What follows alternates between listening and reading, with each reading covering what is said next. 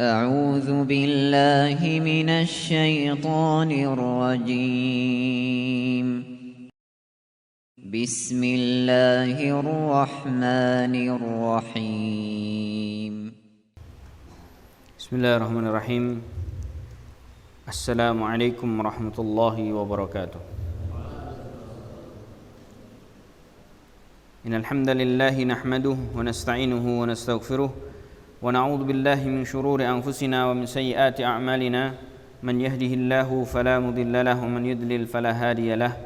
أشهد أن لا إله إلا الله وحده لا شريك له إقرارا به وتوحيدا، وأشهد أن محمدا عبده ورسوله صلى الله عليه وعلى آله وأصحابه ومن سار على نهجه واستنى بسنته إلى يوم الدين وسلم تسليما كثيرا ومزيدا. يقول الله تعالى في كتابه العزيز: يا أيها الذين آمنوا اتقوا الله حق تقاته ولا تموتن إلا وأنتم مسلمون. يا أيها الناس اتقوا ربكم الذي خلقكم من نفس واحدة وخلق منها زوجها وبث منهما رجالا كثيرا ونساء واتقوا الله الذي تساءلون به والأرحام إن الله كان عليكم رقيبا. يا أيها الذين آمنوا اتقوا الله وقولوا قولا سديدا يصلح لكم أعمالكم ويغفر لكم ذنوبكم ومن يطع الله ورسوله فقد فاز فوزا عظيما. أما بعد، فإن خير الكلام كلام الله وخير الهدي هدي محمد صلى الله عليه وسلم وشر الأمور محدثاتها فإن كل محدثة في الدين بدعة وكل بدعة ضلالة وكل ضلالة في النار. إخواني في الدين wa akhwati ayyuhal asatidah, azzani Allah wa iyyakum jami'an. Narju an la ya'tamid bil jidar. Alhamdulillah, di kesempatan yang berbahagia ini, di pagi menjelang siang, alhamdulillah segala puji bagi Allah Subhanahu wa taala yang telah memberikan kepada kita nikmat iman dan Islam, yang dengannya kita termasuk orang-orang yang memiliki potensi untuk kemudian menjadi orang-orang yang diberikan rahmat dan fadilah dari Allah Subhanahu wa taala. Karena dengan iman dan Islam yang kemudian ada pada diri seseorang, itu adalah merupakan nikmat yang tidak kemudian diberikan kepada setiap manusia ataupun hamba-hamba Allah Subhanahu wa taala yang lainnya. Bahkan kalau kita tahu bahwa Allah Subhanahu wa taala di dalam Al-Quran telah menerangkan ketika kemudian Allah Subhanahu wa ta'ala menginginkan kebaikan kepada seseorang, yasrah sadrahu lil Islam, maka kemudian dia akan dilapangkan menerima agama Islam ini dengan kaidah yang benar, dengan tujuan daripada diturunkannya agama Islam sebagai rahmatan lil alamin, sebagai pedoman bagi kehidupan seorang hamba Allah Subhanahu wa ta'ala. Sebagian ulama kita menyebutkan bahwa Islam yang dimaksud, yang dibawa oleh Nabi kita SAW adalah al-istislamu lillahi bitauhid, yaitu kita pasrah kepada Allah, masuk Islam dengan sukacita, dengan senang hati, dengan mentauhidkannya. Tentunya dengan mentauhidkannya dari segala aspek yang ada dalam ketauhidan, baik itu rububiyah, uluhiyah maupun asma dan sifat yang ada pada diri Allah Subhanahu wa taala. Kemudian wal inqiyadu lahu bita'ah, dan juga tentunya kita seorang hamba mukmin ketika kemudian masuk kepada agama Islam, tentunya kita harus tahu bahwa seorang mukmin memiliki keterikatan dengan Allah Subhanahu wa taala untuk menjadi hamba yang taat kepadanya. Ya, menjadi hamba yang taat kepada Allah Subhanahu wa taala. Wal inqiyadu lahu bita'ah. Seorang mukmin harus punya keterikatan, sehingga ketika Rasulullah SAW dalam beberapa riwayat, salah satu di antaranya ketika Rasulullah SAW kemudian ditanya oleh Jibril alaihi salatu wassalam tentang ihsan, maka Rasulullah SAW kala itu menyebutkan an ta'budallaha ka'annaka tarah fa in lam takun tarahu fa innahu yarak. Ini menunjukkan bahwasanya seorang mukmin harus punya sikap muraqabah, di mana dia merasa diawasi oleh Allah Subhanahu wa taala, sehingga seorang mukmin kemudian ketika menginginkan melakukan kemaksiatan, melakukan kesalahan, dosa kepada Allah Subhanahu wa taala, dia akan kemudian teringat dengan hadis-hadis Rasul kita sallallahu alaihi wasallam bahwa mukmin ini harus punya keterikatan, ketaatan kepada Allah Subhanahu wa taala karena dia seorang mukmin, dia seorang muslim. Nah, kemudian para ulama kita menerangkan ya wal bara'atu minasyirki wa ahli, dan kita juga harus punya sikap yang jelas yaitu berlepas diri dari kesyirikan dan semisalnya. Maka ketika kemudian hari ini menjadi seorang muslim, ini adalah nikmat yang sangat besar, nikmat yang kemudian harus senantiasa kita syukuri kepada Allah Subhanahu wa taala. Ikhwani fi din, azanillahu wa iyyakum jami'an. Rasa-rasanya kita masih berbau bulan Syawal ya. Masih baunya bulan Syawal. Masya Allah. Salah satu di antara sunnah bulan Syawal itu menikah. Ini asatidah yang belum menikah cepat menikah. Ini sunnah Nabi kita SAW. Yang sudah menikah pun boleh nikah lagi, insya Allah, asalkan mampu. Ya, karena memang ini disunahkan. Sebagaimana Aisyah radhiyallahu taala anha menyebutkan terkait tentang sunnah di mana Rasulullah SAW menikahi Aisyah radhiyallahu taala anha, di mana Aisyah dinikahi oleh Nabi kita SAW di bulan Syawal. Ya, makanya ya kalau kita mau nikah ya sekarang gitu ya, segera cari pasangan untuk kemudian kita menikah, karena Rasulullah SAW mengingatkan ini asatidah banyak yang belum nikah ya, apalagi saat pengabdian segera ya, karena antum hakikatnya sudah bisa memiliki dua kemampuan. Man istata'a minkumul ba'ah falyatazawwaj, barang siapa yang kemudian memiliki dua kemampuan yaitu jima dan mencari nafkah, maka kemudian falyatazawwaj, maka hendaknya dia menikah. Ya, karena menikah itu akan lebih menjaga mata kita dan bisa menjaga kemudian kemaluan kita. Ada sebagian ikhwah yang kemudian sudah menikah tapi masih belum bisa menjaga, ya, maka bertakwa kepada Allah Subhanahu wa taala. Enggak, apa perlu nikah lagi Ustaz? Oh, salah. Ya. Harusnya ente menikah lagi itu sudah menjadi orang yang bertakwa, bukan kemudian ya menjadi alasan saya masih sudah nikah tapi masih jelalatan. Ya, harusnya bukan nambah, karena kalau kamu nambah itu belum tentu juga sembuh ya. Tapi yang harus diperbaiki adalah ketakwaan kita kepada Allah Subhanahu wa taala. Ya, ada yang senyum-senyum kayaknya ada yang mau. Ya. Ikhwani fiddin, azanillahu wa iyyakum jami'an. Kemudian perlu kita tahu bahwa di antara bukan sunnah akan tetapi kebiasaan dari masyarakat Indonesia, kalau bulan Syawal itu biasanya kita apa? Silaturahmi ya. Ya, silaturahmi atau kemudian berkunjung ke keluarga, ke ibu, ke nenek, ke kakek ya begitu ya.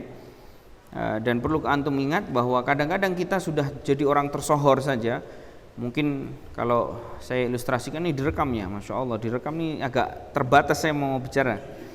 Ya, kadang kita sudah masya Allah, saya bawa 3 istri saya, bawa anak-anak semua ke rumah, sama bule saya itu selalu dianggap saya anak kecil. Makanya ada satu istilah dalam hadis, al-um atau al-khalah bimanzilatil ya, ada istilah namanya al-khalah bimanzilatil Jadi bibi dari ibu kita, jadi ibu kita punya kakak atau punya adik, itu kalau dalam bahasa Arab disebut dengan khalah. Kalau dari bapak kita disebut dengan ammah, paham ya? Maka jalur pembagian warisnya tentu berbeda nantinya ya. Bahwa kalau kemudian dari bapak kita namanya kalau paman laki-laki atau Pak D atau Pak Le kalau di Indonesia itu namanya ammi, biasanya panggilnya ammi gitu kan. Kemudian kalau yang perempuan bule-bule atau bude kita dari jalur bapak kita maka manggilnya ammah. Makanya Sofiyah bintu Abdul Muthalib itu adalah bibi Nabi kita SAW karena beliau adalah kakak dari ayahnya Nabi Muhammad SAW bernama Abdullah bin Abdul Muthalib. Nah, ini harus dipahami karena memang biasanya secara kekuatan nasab memang iya dia dari jalur bapak, tetapi soal kedekatan biasanya kita lebih dekat kepada khalah kita, lebih dekat kepada khalah. Antum kalau punya anak nanti sama yang istri kita, ya kan, biasanya yang lebih dekat dengan anak kita adalah dari ibu-ibu, maksudnya dari istri kita. Ya, kita punya istri, dia punya ibu, kemudian dia juga punya adik atau kakak-kakak, itu pasti lebih dekat dengan anak kita. Beda dengan saudara kita. Coba antum teliti dan cermati.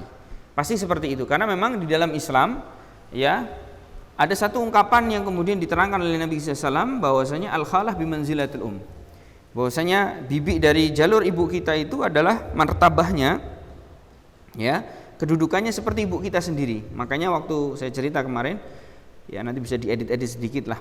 Ya ini live enggak? Nah, saya bawa 3 istri saya ke rumah, ya, terus kemudian berkunjung ke bibi saya, ke kholah saya, terus langsung kemudian istri-istri saya didudukkan.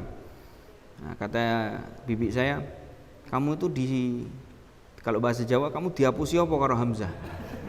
Nah, kamu dibohongin apa? Padahal saya nggak pernah kemudian dalam pernikahan seperti ini nggak pernah saya membohongi istri saya karena ini semuanya terbuka, ya. Nah akhirnya kemudian istri-istri saya bingung gitu, Masya Allah ternyata abah kalau di depan bibinya kayak anak kecil gitu. Bahkan saya dipegang gitu kan, saya dikelek sama bibi saya gitu, karena memang dulu beliau yang ngurusin saya waktu kecil, ya, yang bantu ibu saya untuk waktu sunat juga beliau yang antar dan seterusnya. Sehingga subhanallah itulah yang kemudian apa yang disabdakan Rasulullah SAW itu nyata bisa kita lihat dalam kehidupan kita. Ya makanya antum nggak usah gaya, kalau antum nanti sudah jadi orang hebat, istrinya 4 pun nggak usah banyak gaya. Di depan bibi antum tetap antum adalah anak kecil. Ya, dan juga kita nggak boleh sombong kepada keluarga kita. Wallahu taala alam bisawab. Nah, ikhwani fiddin azanillahu wa iyyakum jami'an. Tentu antum kemarin bersilaturahmi ya. Ke bibi, ada yang mungkin sudah jenggotnya sudah sampai ke dada, masih dibilang, "Masya Allah le, saiki wis gede, terus jenggotnya sakmene gitu." Tapi itulah kondisi kita. Ada satu poin penting sebelum ana berikan beberapa poin dalam masalah tarbiyah, dalam masalah pendidikan, karena memang antum semua di sini adalah para pendidik, antum semua adalah penyelenggara pendidikan, antum semua adalah orang-orang yang memiliki peserta didik. Maka tentu pembahasan yang kemudian kita akan bahas pasti kaitannya dengan masalah pendidikan. Ya, sayangnya beberapa ceramah saya ataupun kemudian kajian-kajian saya di masjid ini, di pesantren ini kadang-kadang tidak tersistematis, artinya tidak urut gitu ya, kadang meloncat-loncat karena memang dari awal saya kira cuma sesekali saja, tetapi ternyata mudir antum mintanya rutin. Maka insya Allah nanti suatu ketika kita susun lagi, kita coba breakdown lagi kira-kira apa yang belum saya sampaikan dan memang butuh untuk kemudian disampaikan lagi. Tapi sebelum saya sampaikan terkait tentang pendidikan, karena ini masih berbau Syawal, ada satu hadis Nabi kita SAW yang sangat-sangat perlu kita selalu ingat, adalah dari jalan Abu Hurairah radhiyallahu taala anhu, dan hadis ini menceritakan tentang bagaimana Rasulullah SAW yuqabbil Hasan ibn Ali. Rasulullah SAW punya cucu namanya Hasan bin Ali. Hasan bin Ali juga punya anak yang luar biasa yang dalam sejarah yang dikenal dengan Ali Zainal Abidin, yang bernama Ali bin Hasan bin Ali bin Abi Thalib. Jadi ini cucu Nabi kita SAW yang bernama Hasan bin Ali, sahabat kita, sahabat Nabi SAW. Beliau pernah satu ketika di masa kecilnya beliau itu digendeng sama Nabi SAW, lalu kemudian dicium mananya, dicium jidatnya, dicium ya punuknya, didoakan oleh Nabi kita Muhammad SAW. Terlihat betapa kemudian Rasulullah SAW ini penyayang kepada anaknya. Maksudnya anak ini maksudnya anak-anaknya, maksudnya cucunya. Lalu kemudian Abu Hurairah menceritakan, wa Aqra ibn Habis jalisan indah. Ya, Aqra ibn Habis kala itu duduk di sebelah Rasul kita sallallahu alaihi wasallam. Lalu kemudian begitu kemudian Rasulullah SAW mencium Hasan ibni Ali, Aqra bin Habis ini kaget, karena kita tahu bahwa ada sebagian di antara kita, sebagian di antara para sahabat itu adalah orang-orang yang terlahir di gurun pasir. Ada mungkin yang terlahir di Badia, ada yang mungkin terlahir di gurun pasir dan seterusnya, dengan dzuruf yang berbeda-beda. Demikian pula kita sama, ada yang mungkin terlahir di keluarga tengah-tengah orang-orang yang priayi, yang kemudian jangankan ngambil sesuatu pakai kaki. Kadang-kadang kaki kita menginjak kaki satunya saja, maksudnya ada orang itu kadang-kadang nyuci kaki itu nggak pakai tangan. Pernah nggak antum lihat? Nyuci kaki tapi pakai kaki. Jadi keran dibuka, kaki kemudian kita antara satu dengan yang lainnya, satu kaki dengan satu yang lainnya, itu kan kita gosok-gosokkan agar bersih. Pernah lihat antum? Atau antum pernah melakukan pasti. Ya, itu sebagian orang yang priayi, orang-orang yang dididik oleh ibu-ibunya dengan pendidikan yang hati-hati.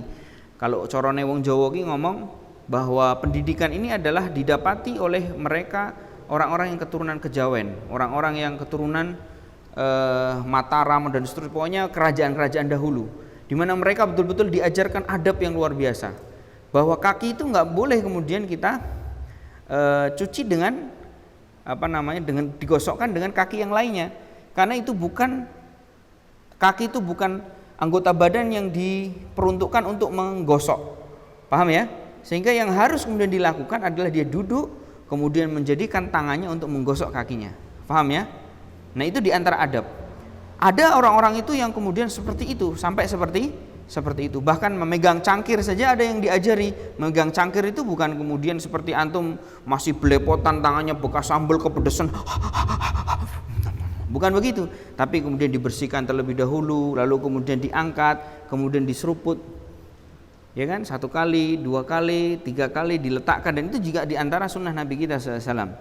Ya. Ini beberapa hal yang kita tahu bahwa dalam kehidupan di Indonesia saja mungkin berbeda-beda secara durufnya. Paham ya? Ada memang dari kecil sudah diajarkan teriak-teriak. Ya. Enggak ada aturan bahwa lele, jugok kayak segelas. Jugok pakai gelas, anaknya ngasih bapaknya aja pakai tangan kiri, bapaknya biasa aja. Wow, yo, swon. Ombe, biasa. Itu ada sebagian di antara kita seperti itu. Nah, di Arab itu sama juga, ada orang-orang yang kemudian memang terlahir di keluarga yang tidak terbiasa mencium anak-anaknya, tidak terbiasa untuk kemudian seorang ayah itu gendong anaknya, itu tidak terbiasa. Bagi mereka, ya, ada sebagian yang namanya anak-anak ya urusannya ibu-ibu, bukan seorang laki-laki. Makanya ada satu hadis yang kita barusan baca dari riwayat Abu Hurairah radhiyallahu taala anhu, Aqra' ibn Habis ini termasuk orang yang mungkin orangnya tidak sebagaimana wong-wong Jawa, mungkin dia orang Papua gitu kan, atau ya seperti itulah. Lalu kemudian dia kaget melihat Rasulullah SAW ternyata begitu penyayang. Padahal Rasulullah SAW kalau berada di medan perang, beliau adalah orang yang paling mengerikan. Ya, Rasulullah SAW itu dalam peperangan tidak pernah kemudian beliau itu ngumpet, nggak pernah. Beliau adalah orang panglima yang terkenal. Ya, beliau adalah panglima yang kemudian meneriakkan suaranya sampai kemudian membuat takut musuh-musuhnya.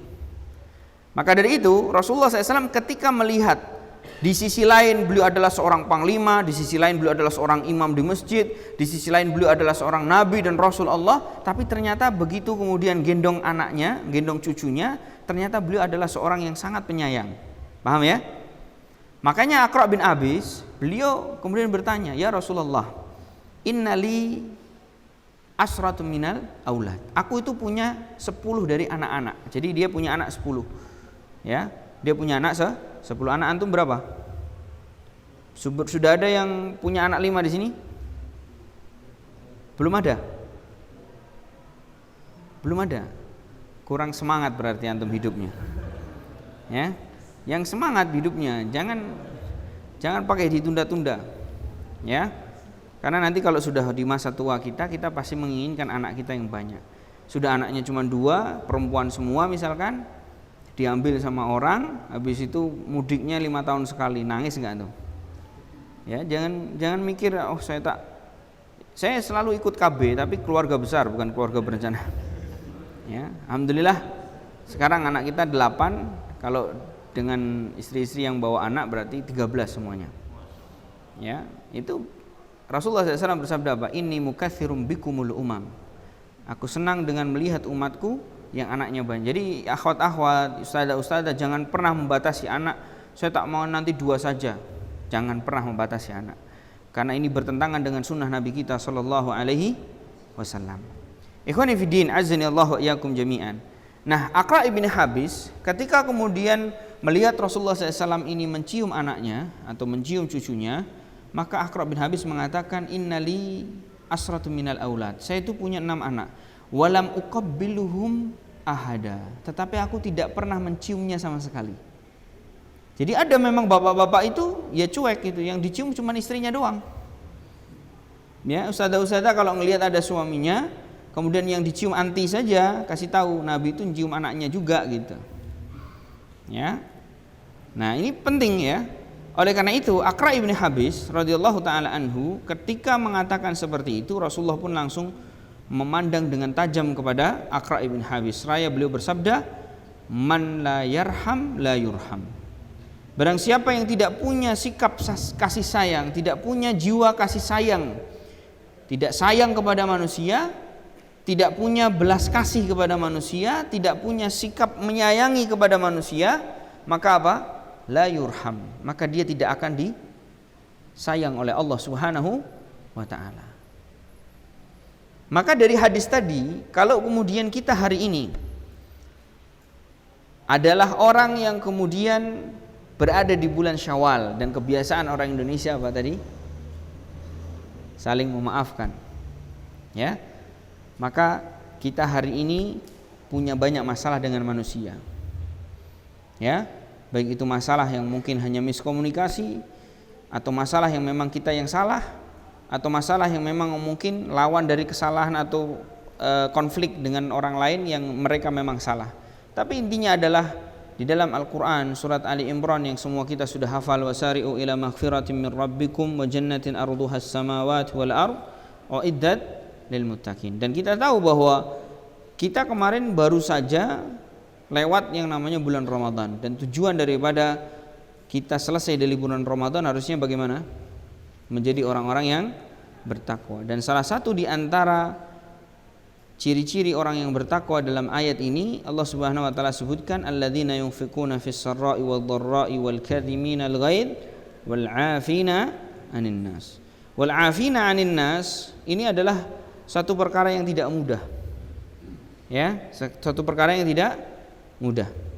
Makanya saya sebelum sampaikan masalah tarbiyah, sedikit saya sampaikan hadis ini, di mana kemudian Rasul kita alaihi salatu wassalam pernah disebutkan oleh beberapa ulama syiar yang mungkin antum pernah dengar kisah ini, yaitu kisah tentang datangnya Abdullah bin Ubay bin Salul kepada Rasul kita SAW meminta untuk ayahnya disolati. Sedangkan ayahnya yang bernama Abdullah bin Ubay bin Salul ini adalah seorang munafik. Pernah kan cerita? Ya, sedikit saya ceritakan kembali bahwa ketika kemudian Rasulullah SAW menyaksikan bahwasanya Abdullah bin Ubay bin Salul meminta untuk kemudian dia mensolati, atau Rasulullah SAW diminta untuk mensolati ayahnya, maka Rasulullah langsung bergegas. Ya benda. Sampai kemudian diterangkan oleh para ulama kita, ini diterangkan dalam tafsir Ibnu Katsir, antum bisa buka. Al-Imam Ibnu Katsir menyebutkan bahwasanya Umar bin Khattab kala itu terus bertanya kepada Rasul kita sallallahu alaihi wasallam, "Ya Rasulullah, atusalli ala hadzal munafik?" Ya Rasul, engkau mau salat di atas orang yang munafik ini? Ya. Dalam ayat sebelumnya Allah Subhanahu wa taala sudah berfirman, ya, kalaupun kemudian kita beristighfar meminta ampunan kepada seorang yang kemudian wafat dalam keadaan kafir, maka apa? La yaghfirullahu, Allah tidak akan pernah mengampuni mereka. Bahkan diterangkan sab'ina marrah, sampai pun sebanyak bilangan apapun kita minta kepada Allah Subhanahu wa taala atas orang-orang kafir, maka tidak akan pernah diampuni. Makanya kalau kita ditanya, Ustadz boleh enggak mendoakan orang kafir yang mati dalam keadaan kafir? Enggak boleh. Ya. Itu tidak boleh, haram dalam Islam. Tetapi sebelum wafat, boleh tidak untuk kemudian mereka didoakan mendapatkan hidayah? Boleh tidak? Boleh tidak ikhwah? Boleh tidak? Boleh. Maka Rasulullah SAW kala itu berjalan, kita tahu nih Rasulullah SAW berjalan menuju ke rumahnya Abdullah bin Ubay bin Salul untuk mensolati ayahnya. Sepanjang perjalanan Umar bin Khattab mengingatkan 3 perkara besar yang pernah terjadi atas ulah orang ini. Salah satu di antaranya Umar bin Khattab mengingatkan, amma tadzakarta anna hadzal rajul kadza wa kadza, disebutkan, kamu ingat enggak wahai Nabi bahwa orang ini dulu pernah memfitnah istrimu sebagai seorang pezina, betul kan? Dalam sejarah. Jadi Aisyah dulu ketinggalan rombongan, lalu kemudian ditemukan oleh sahabat, diantar pulang malah difitnah seorang pezina. Ini satu perkara yang sangat menyakitkan bagi seorang yang mungkin hari ini punya istri, lalu istrinya difitnah sebagai pezina. Kira-kira bagaimana? Hancur enggak antum hatinya? Mungkin kita akan marah. Dan kalau kita itu jadi nabi, mungkin kita akan mengatakan, demi Allah nih orang dolim, kan gitu. Atau mungkin bahkan dia akan dendam selama-lamanya. Nah, Rasulullah SAW tapi tidak melakukan itu. Beliau terus, walaupun tahu, beliau tetap berjalan. Sampai kemudian diingatkan yang selanjutnya apa? Ya Rasulullah, wahai Rasulullah SAW, atusalli ala hadzal munafiq, engkau benar mau salati orang ini? Bukankah kita tahu bahwasanya orang ini yang menjadikan turunnya ayat dalam surat Al-Munafiqun seluruhnya, karena dia mengatakan la in raja'na ilal Madinah lanukhrijannal a'azzu minhal adzal. Kami nanti kalau sudah pulang ke Madinah, kami akan mengeluarkan mereka orang-orang ya yang bersama Muhammad itu dari kota Madinah. Sehingga Allah turunkan ayat dalam Al-Qur'an ya yang kemudian menyebutkan tentang apa? Tentang perkataan mereka adalah perkataan kemunafikan, perkataan yang kemudian tidak benar, melainkan yang memiliki kerendahan, yang kemudian mereka adalah orang-orang hina yang pantas untuk dikeluarkan dari Madinah, itu harusnya mereka sendiri. Surat Al-Munafiqun menjelaskan itu. Rasulullah tapi kemudian tetap terus berjalan. Diingatkan lagi sama Umar bin Khattab sampai kemudian diingatkan tentang apa? Tentang perang Uhud. Perang Uhud dulu Rasulullah SAW bawa pasukannya berapa? Berapa dulu?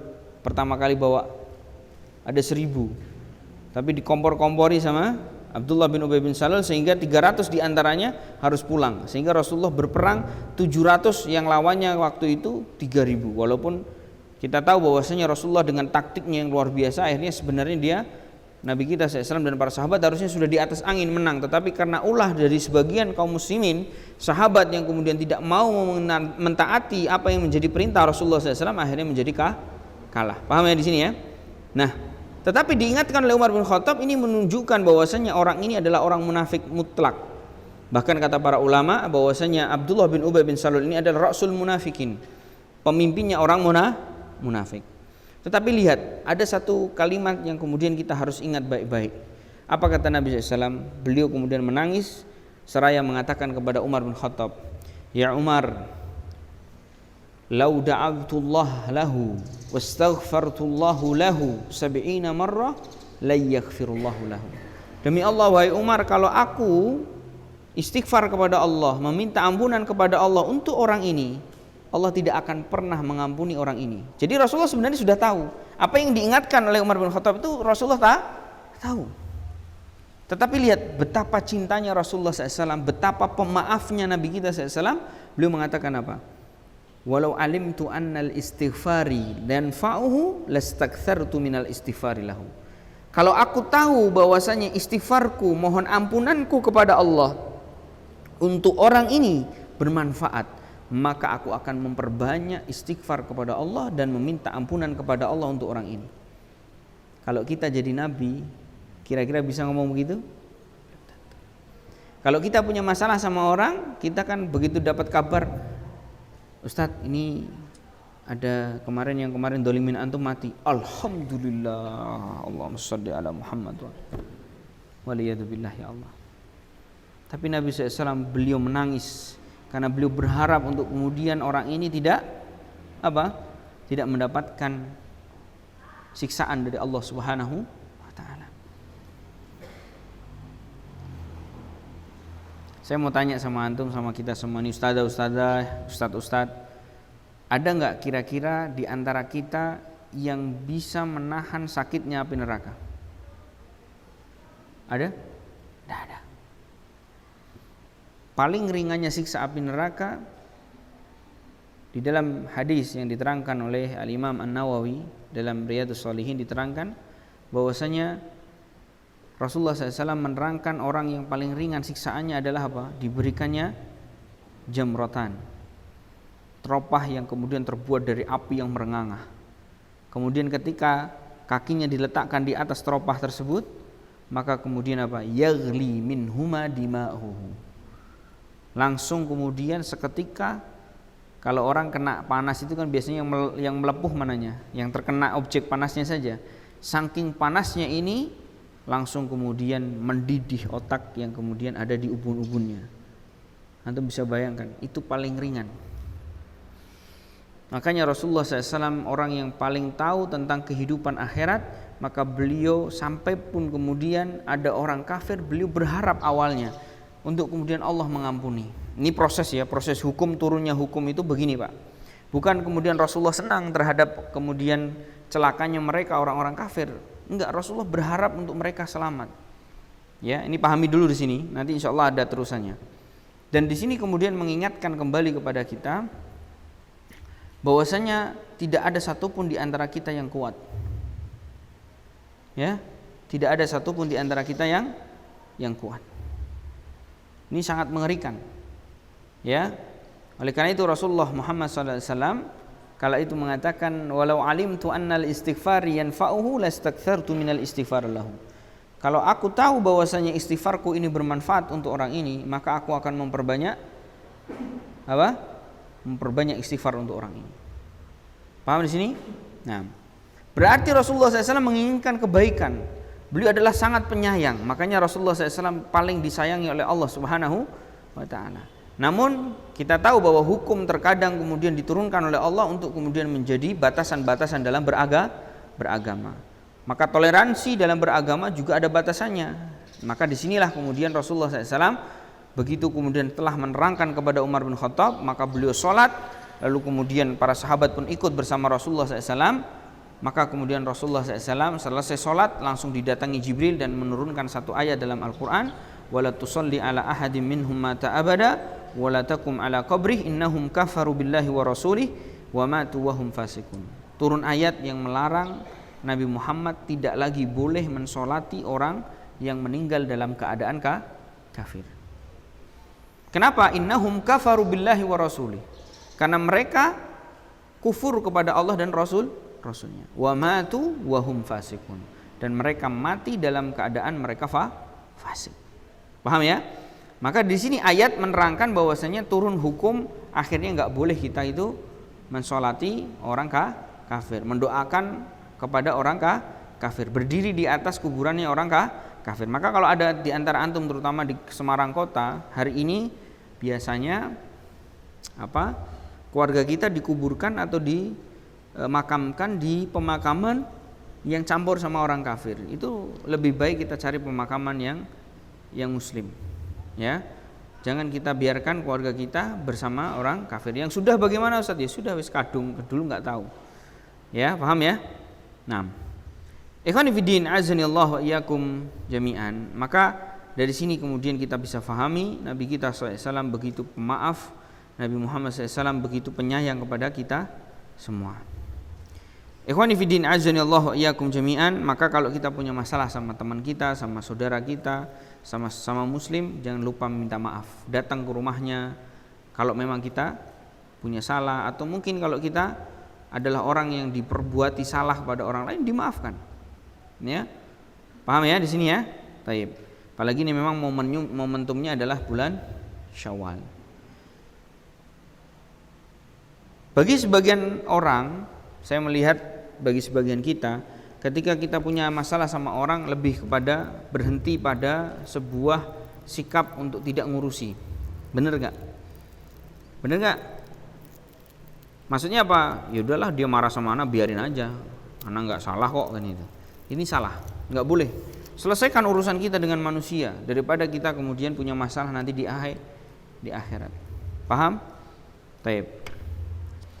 Ada sebab yang kemudian tersembunyi yang mungkin sebagian kita terkadang lalai darinya. Terkadang kita tidak punya perhatian dengannya, yaitu apa?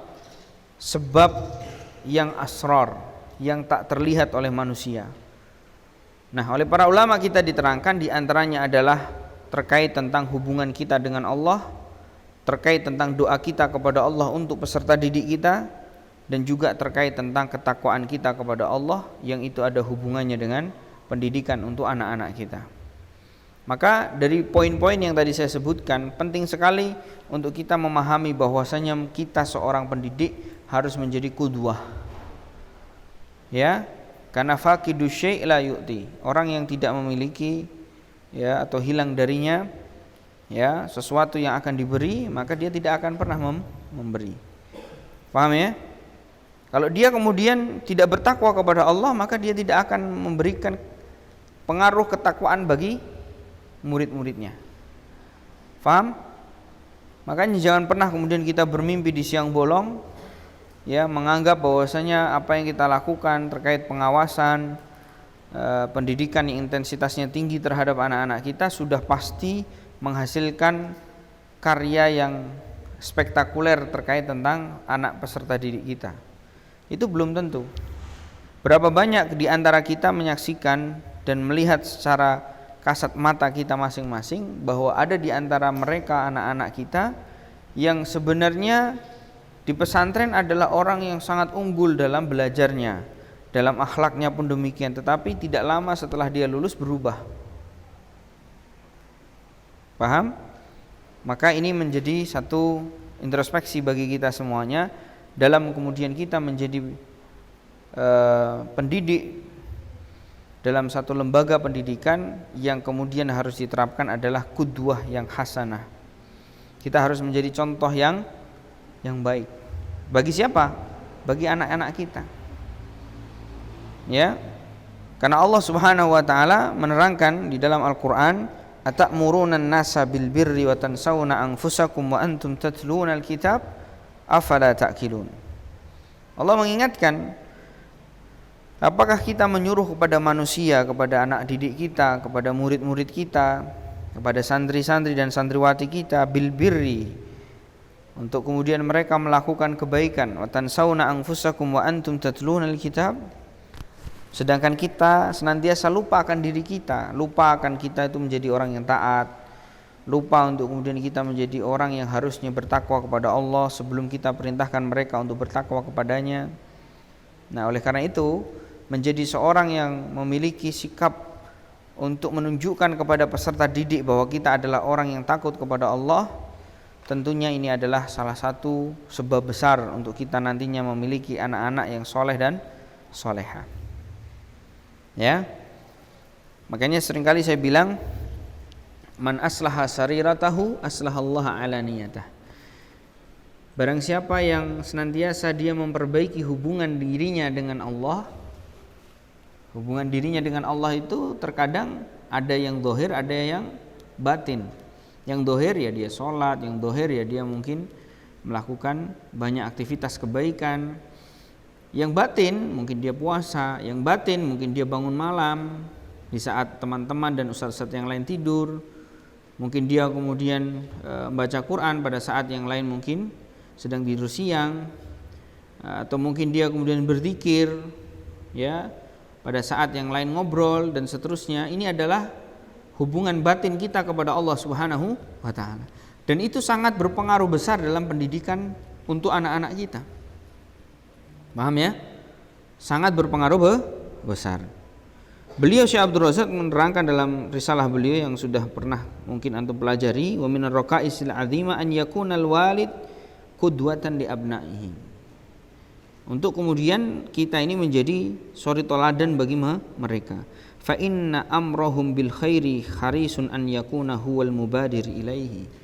Maka karena orang yang menyuruh pada kebaikan, maka dia itu harusnya orang yang lebih bersemangat dalam melakukan kebaikan tersebut.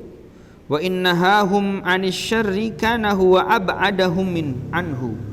Demikian pula orang yang kemudian menyuruh santri-santrinya, menyuruh anak didiknya untuk tidak melakukan satu kemaksiatan, untuk taat kepada aturan, maka harusnya kita adalah orang yang paling bersegera dalam meninggalkan kemaksiatan ataupun kemudian mentaati aturan-aturan tersebut.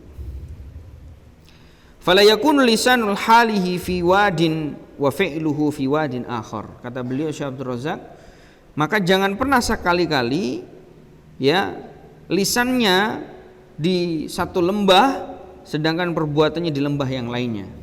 Maksudnya apa? Ngomongnya A, perbuatannya B. Ya, ngomongnya B, perbuatannya C. Perbuatannya C, omongannya A, dan seterusnya. Maka ini tidak tepat, kata beliau hafizahullahu ta'ala. Fayunshi'u 'indal abna tanaqudan wa tabayunan wa tiraban 'azima. Maka yang demikian ini akan membuat gejolak bagi mereka peserta didik kita. Gejolaknya apa? Kebingungan mereka. Ini ustaz nih gimana sih nyuruh saya sholat yang benar, tapi dia sendiri saya lihat sering terlambat. Ini ustazah gimana sih nyuruh saya untuk tidak main HP, tapi dia sendiri tidaklah ada waktu kosong kecuali pegang HP. Ya, maka ini sangat membantu kalau kita menjadi orang-orang menjadi qudwah hasanah. Kita perintahkan anak-anak kita untuk kemudian mereka baca Quran, ya kita megangnya Quran, jangan kemudian kita megangnya HP. Kita semangati anak-anak kita untuk berada di soft-soft utama di masjid-masjid kita, ya kita juga termasuk ternyata sudah menunggu mereka di masjid, bukan kemudian kita begitu sudah baru qomat Allahu Akbar asyhadu an la ilaha illallah baru ambil wudu.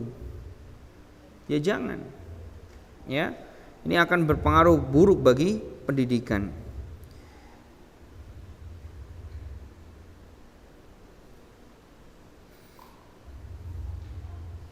Walitastahdhira qaulallahu subhanahu wa ta'ala fi taubihi li bani Israil.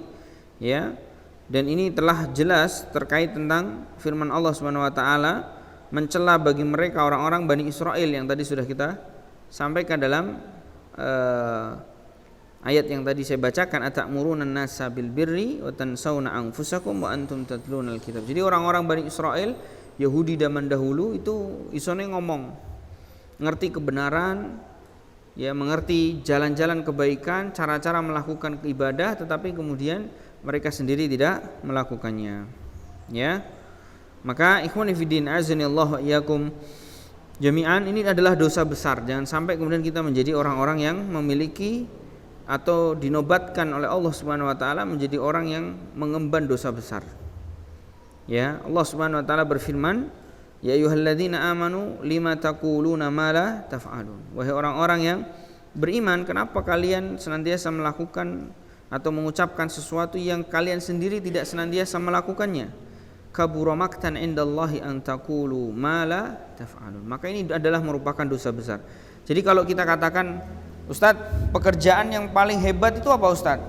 Pekerjaan yang paling hebat la syakka fihi annal mudarris awid da'i aw man yad'u ila tauhid hadza min afdali wadhifah. Bahwasanya orang yang mengajar, orang yang mengajarkan tauhid, mengajak manusia untuk beribadah hanya kepada Allah, ini adalah sebaik-baiknya pekerjaan. Limadha? Kenapa? Li'anna da'wata ilallah min wadhifatil anbiya'i wal mursalin. Karena berdakwah di jalan Allah Subhanahu wa taala itu adalah pekerjaannya para nabi dan rasul. Ya, pekerjaannya nabi dan para rasul. Hadis-hadis yang menerangkan itu sangat banyak sekali. Makanya kalau ada di antara kita sudah jadi ustadz, mengajar, malah memilih untuk menjadi penjual tempe dan meninggalkan proses dakwahnya, maka ini sangat tercela. Beda kalau kemudian kita tetap berdakwah, kita jualan tempe, kita jualan ayam, kita jualan gorengan, nggak masalah.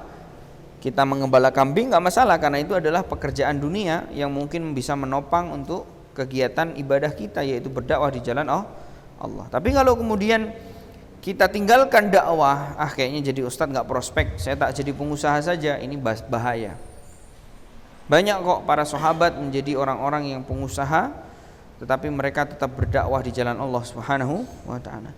Banyak para dai yang mereka kemudian punya usaha-usaha besar, yang kemudian mereka ya menikmati dunia ini dengan mudah, tetapi mereka tidak pernah meninggalkan dakwah di jalan Allah Subhanahu wa taala. Maka jangan pernah kita tinggalkan dakwah ini. Kenapa? Karena ini pekerjaannya para nabi.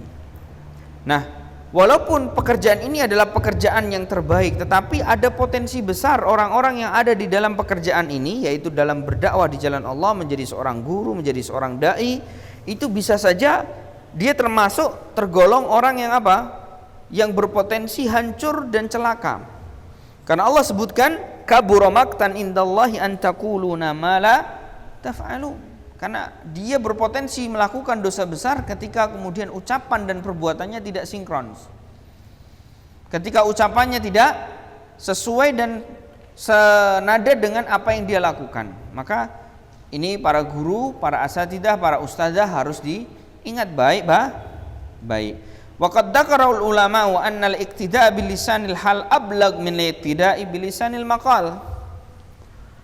Dan telah diterangkan oleh para ulama kita bahwa menasihati, mendidik anak didik kita yang keluar dari nasihat berupa perbuatan itu lebih afdol, lebih utama, lebih akan didengarkan, akan lebih kemudian dicontoh daripada yang keluar dari lisan itu sendiri.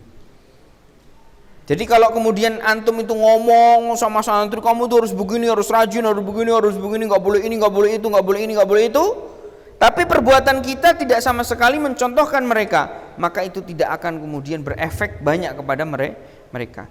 Tetapi kalau kita ngomongnya simple, tidak banyak bicara tapi lebih banyak mencontohkan, lebih banyak membimbing, maka ini kata para ulama, lisanul hal afdal min lisanil maqal.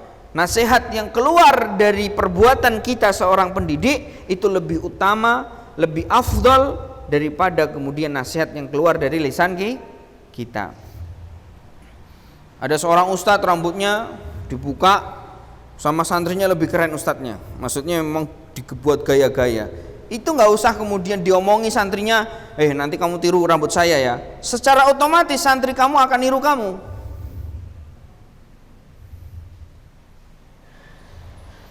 Kamu nggak usah ngasih tahu nih, rambut bagus nih Ustadz kemarin potong di barbershop nih, barbershop yang sekali potong 60.000 nih. Oh, nggak usah dikasih tahu, tapi santri melihat gaya kita yang nggak pakai peci, secara otomatis begitu liburan dia akan lepas peci, dia akan ngaca melihat saya mau kayak seperti Ustadz Fulan, keren itu. Walaupun istrinya satu keren tuh. Ya, jangan pernah kemudian kita mencontohkan keburukan pada santri kita. Ya, taib. Ikhwani fi din, azanillahu wa iyyakum jami'an. Hadhihi jumlatun yasiratun minar raka'is allati tu'inu fi tarbiyatil aulad wa ta'dibihim wa tahdzibihim. Wa liya'lamal muslim annahu bi'tinaihi bihadhihi raka'is wa tadbiqiha fa innahu sayakunu awwala man yujni thamarati hadhihi tarbiyah. Maka barang siapa, kata beliau, ini adalah merupakan beberapa ringkasan, beberapa poin penting rokais, pilar-pilar dalam pendidikan anak yang kemarin sudah kita bahas beberapa poinnya, yang akan banyak membantu kita dalam mendidik anak-anak kita, baik itu anak secara biologis maupun anak secara tarbiyah ataupun anak santri kita, dalam memberikan kepada mereka adab dan juga memberikan kepada mereka akhlak yang baik, ya. Dan seorang muslim harus tahu bahwasanya dalam pilar-pilar tersebut, dalam poin-poin yang sudah kita bahas dalam berbagai macam pertemuan ini, ya, dari beberapa kali pertemuan yang sudah kita bahas, ini akan kemudian menjadi membuahkan hasil yang baik manakala kita mempraktekannya di depan anak-anak ataupun peserta didik kita. Maka teman-teman yang dimuliakan oleh Allah Subhanahu wa taala, para ustadz dan para ustadzah, jangan pernah, sekali lagi ini yang terakhir, ya, poin yang terakhir itu, jangan pernah menjadi contoh buruk bagi anak-anak kita. Ya, dari penampilan saja itu akan ditiru sama siapa? Sama santri kita. Ustadzahnya itu pakai cadar aja, cadarnya ada yang menceng ke depan, ada yang miring ke sini, ada yang begini, ada punuknya, ada itu akan ditiru sama santri-santriwatinya. Ustadznya juga sama, ya. Bajunya misalkan beli yang ada punuknya, ada yang apa gitu kan, ada kuncirnya, itu nanti akan ditiru. Paham ya? Maka sudahlah berpakaian sebagaimana yang baik, ya, bermuamalah, berakhlak sebagaimana yang diajarkan Nabi kita SAW, untuk kemudian menjadi contoh teladan bagi anak-anak didik kita. Wallahu taala alam. Mudah-mudahan satu poin ini bermanfaat bagi kita semuanya, dan saya akhiri kajian kita.